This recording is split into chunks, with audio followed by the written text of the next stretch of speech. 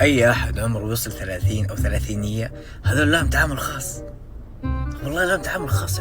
يعني الشغف موت، خلاص الشغف روح، الشغف جوا قاعد كده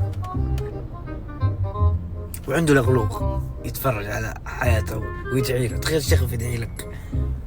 فال30 دول تعامل خاص، ما فيهم حل لحياتك القديمة. صور لي، وريني انت فين، ما حد فيه. أبى أنام على أنفاسك، الله يكتب نفسك، لا يكتب كذا.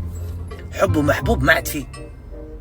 من 30 وانت طالع في بزنس، سولف معه، في سفرة حلوة، نروح نغير جو ونفصل ونرجع للحياة تاني، يجي معاك.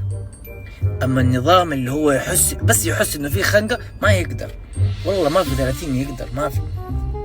فالعمر ده بالذات يحتاج يعني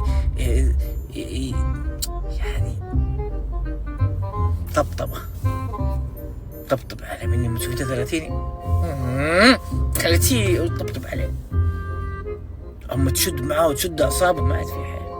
هو بالقوة ماسك صحته وأعصابه وفيتاميناته، وقاعد يحارب السمنة، قاعد يحارب، ما يبقى يمتن، يبقى يحاول يحافظ على جسمه.